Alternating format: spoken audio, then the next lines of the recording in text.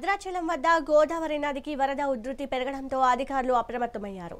గోదావరిలో నీటి మట్టం 43.02 అడుగులకు చేరడంతో మొదటి ప్రమాద హెచ్చరికను జారీ చేశారు. ప్రస్తుతం 9,32,288 క్యూసెక్కుల నీటిని దిగువకు విడుదల చేస్తున్నారు. నీటి పరివాహక ప్రాంత ప్రజలు అప్రమత్తంగా ఉండాలని జిల్లా కలెక్టర్ జితేష్ వి పాటిల్ సూచించారు. ముంపునకు గురయ్యే ప్రాంతాల ప్రజలను పునరావాస కేంద్రాలకు తరలించాలని అధికారులు ఆదేశించారు. భద్రాచలం వచ్చే భక్తులు గోదావరిలో స్నానాలు చేయడం నిలిపివేయాలని కోరారు.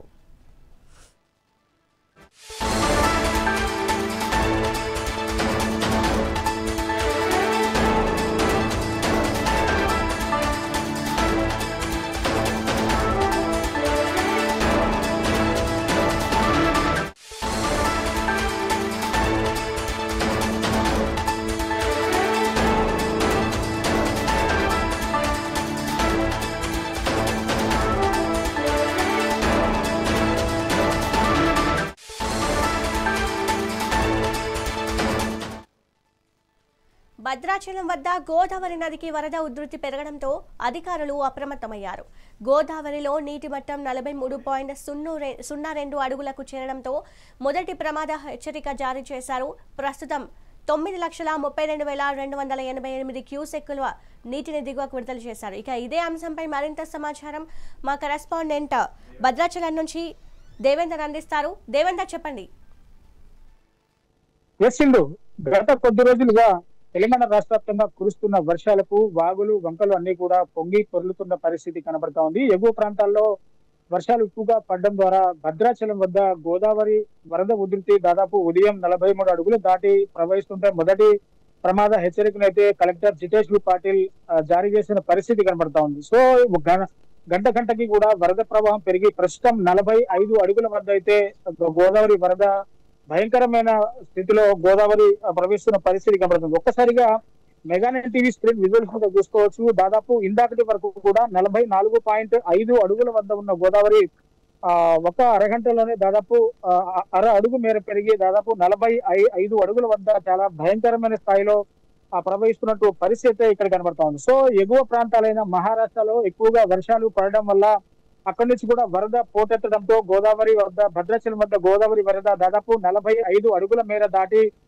ఉధృతంగా ప్రవహిస్తున్న పరిస్థితి కనబడతా ఉంది. అయితే ఇప్పటికే భద్రాచలం ముంపు ప్రాంత ప్రజలను ఇప్పటికే పునరావాస కేంద్రాలకు తరలించే యోచనలో భద్రాచలం అధికార యంత్రాంగం మొత్తంగా కూడా అప్రమత్తమైంది. భద్రాచలం కలెక్టర్ జితేష్ వి పాటిల్ కూడా ఎప్పటికప్పుడు ముంపు ప్రాంత ప్రజలను పర్యవేక్షిస్తున్నారు. అక్కడ ప్రాంతాల్లో బ్యాక్ వాటర్ వరద ప్రభావం ఏ విధంగా ఉంది, వాళ్ళు ముంపు అంటే పునరావాస కేంద్రాలకు తరలి వెళ్లే అవకాశాలు ఉన్నాయా లేవా అని చెప్పేసి కూడా అక్కడ పూర్తిగా సమీక్షలు చేస్తున్న పరిస్థితి కనబడుతుంది. గత కొద్దిసేపటి క్రితమే భద్రాచలం కలెక్టర్ జితేష్ వి పాటిల్ మెగానెట్ టీవీతో మాట్లాడారు. సాయంత్రం వరకు కూడా 47 అడుగుల లోపే గోదావరి వరద ఉంటుందని చెప్పేసి కూడా కలెక్టర్ చెప్తున్న పరిస్థితి కనబడుతుంది. అయినా ఎట్టి పరిస్థితుల్లో ఒకవేళ 48 అడుగుల ప్రవాహం అయితే దాటితే ఇక్కడ రెండవ ప్రమాద హెచ్చరికను కూడా జారీ చేసే అవకాశాలు ఉన్నాయి. ఒకవేళ రెండవ ప్రమాద హెచ్చరికను జారీ చేస్తే గనుక ఇక్కడ స్లూయిజ్లు మోటార్లు కూడా అందుబాటులో ఉంచామని చెప్పేసి కూడా భద్రాచలం కలెక్టర్ చెప్తున్న పరిస్థితి కనబడుతుంది. ఇప్పటికే భద్రాచలం నుంచి సబ్ కలెక్టర్ కూడా అటు ఆ ముంపు ప్రాంతాలన్నీ కూడా పర్యటిస్తున్న పరిస్థితి కనబడతా ఉంది. పర్యటిస్తూ అక్కడ వరద ప్రవాహం ఏ విధంగా ఉందో కూడా ఎప్పటికప్పుడు వరద మీద అంచనా వేస్తున్న పరిస్థితి అయితే అక్కడ కనబడుతుంది. సో ఎగువ ప్రాంతాల్లో కురుస్తున్న వర్షాల వల్లే ఈ వరద ప్రవాహం ఎక్కువగా ఉంటుందని చెప్పేసి కూడా చెప్తున్నారు. అటు చెర్ల వద్ద తాలిపేరు ప్రాజెక్టు కూడా నిండుకుందని తలపిస్తుంది. పూర్తిగా 6 గేట్లను ఎత్తి దాదాపు 9,000 క్యూసెక్ల వరద నీటిని దిగువ ప్రాంతానికి వదులుతున్న పరిస్థితి కనబడుతుంది. అక్కడి నుంచి కూడా తాలిపేరు నుంచి కూడా భద్రాచలంకి వరద పోటెత్తుతుందనే చెప్పాలి. భద్రాచలం నుంచి కూడా దాదాపు అవుట్స్ లో ఇన్ఫ్లో వచ్చేసి దాదాపు 8,000 క్యూసెక్ల వరద నీటి ఉంది. దాదాపు 9,000 పైచిలుకు క్యూసెక్ల వరద నీటిని కింద ప్రాంతానికి వెళ్తున్న పరిస్థితి కనబడతా ఉంది. దీంతో రాజమండ్రి వద్ద ధవళేశ్వరం వద్ద గోదావరి నది కూడా అక్కడ కూడా వరద ఎక్కువగా పొంగి ప్రవహిస్తున్న పరిస్థితి కనబడతా ఉంది. ఇప్పటికే ముంపు ప్రాంత ప్రజలకు ఎటువంటి ఢోకా లేదు అని చెప్తున్న భద్రాచలం కలెక్టర్ ఒకవేళ రెండవ ప్రమాద హెచ్చరికను జారీ చేస్తే గనుక ఇప్పటికే ముంపు ప్రజలు భద్రాచలం పట్టణం కాకుండా అలాగే 15 ముంపు ప్రాంత ప్రజలందరినీ కూడా పునరావాస కేంద్రాలకి తరలించే విధంగా అధికారులు చర్యలు చేపడుతున్న పరిస్థితి కనబడతా ఉంది. భద్రాచలం ప్రజలు పట్టణ ప్రజలు ఎటువంటి భయాందోళనలకు గురి కావద్దు.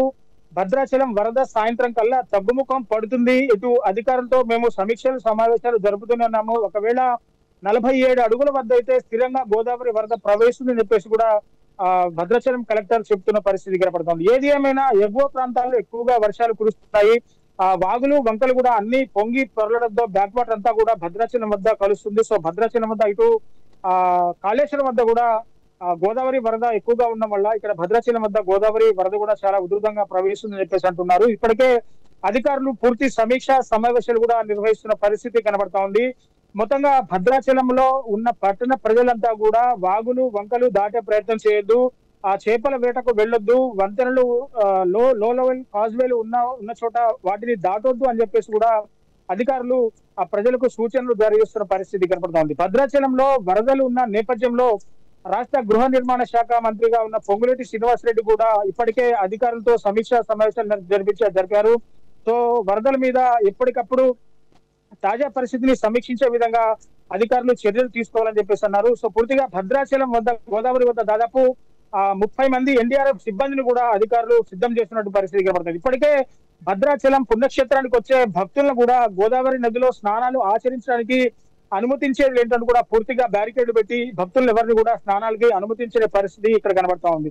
సో మొత్తంగా అటు తాలిపేరు నుంచి కూడా వరద నీరు ఎక్కువగా ప్రవహిస్తుంది. ఇటు పైనుంచి ఎగువ రాష్ట్రాల నుంచి కూడా వర్షాలు పడడంతో భద్రాచలంకి ఆ వరద పోటెత్తుతుందని చెప్పేసి కూడా చెప్పుకోవచ్చు. ముఖ్యంగా ఇక్కడ ఉన్న లో లెవెల్ కాజ్వేలు కూడా ఎవరు దాటొద్దని చెప్పేసి ఇప్పటికే అధికారులు పలు సూచనలు జారీ చేస్తున్న పరిస్థితి కనబడతా ఉంది. ఇక్కడ వాతావరణం కొంత పొడిగా ఉన్న అప్పుడప్పుడు కొంత చిరుజనులు పడుతున్న నేపథ్యంలో ఇప్పటికే అధికారులంతా కూడా సమీక్షా సమావేశాలు నిర్వహించారు, పునరావాస కేంద్రాలు రెడీ చేశారు, టోల్ ఫ్రీ హెల్ప్ లైన్ నెంబర్లు కూడా ఆ ప్రజలు ఎటువంటి వరద వల్ల ఎటువంటి ఇబ్బందులు తలెత్తాయంటే హెల్ప్ నెంబర్లకు కాల్ చేయాలంటూ కూడా ఇప్పటికే అధికారులు పూర్తి స్థాయి సిబ్బందిని కూడా ఇక్కడ బోట్లు కూడా రెడీ చేసుకున్న పరిస్థితి అయితే ఇక్కడ కనబడతా ఉంది. సిద్ధు. Thank you Devender.